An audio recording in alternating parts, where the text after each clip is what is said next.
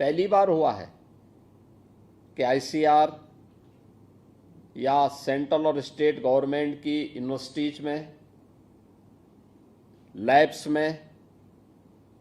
या फिर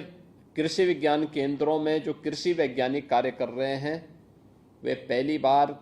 किसानों के खेत में जाकर के उन्हें प्रशिक्षण दिए हैं। कृषि संकल्प अभियान अभी हाल ही में प्रधानमंत्री जी के उस विजन को साकार करता हुआ दिखाई देता है। और ऐसे ही पशुधन के सेक्टर में भी, डेयरी क्षेत्र में भी जो अनंत संभावनाएं थी, उन संभावनाओं को हमने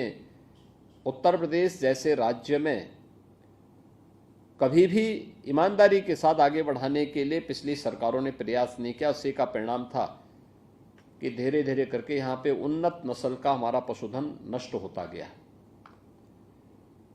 सबसे अच्छी उर्वरा भूमि यूपी के पास, सबसे अच्छा जल संसाधन उत्तर प्रदेश के पास,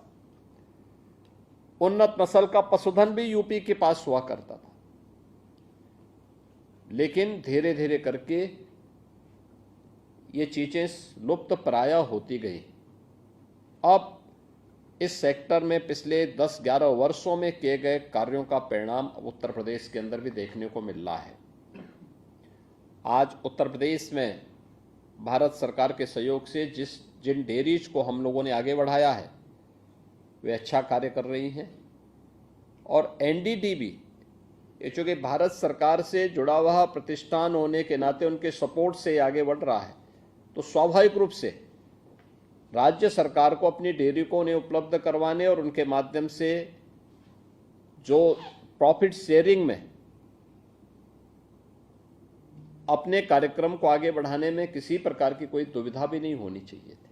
और मैंने इस बात को बहुत पहले कहा था कि भाई ये कार्यक्रम हमारे पहले होने चाहिए, और जो भी बंद हो करके उस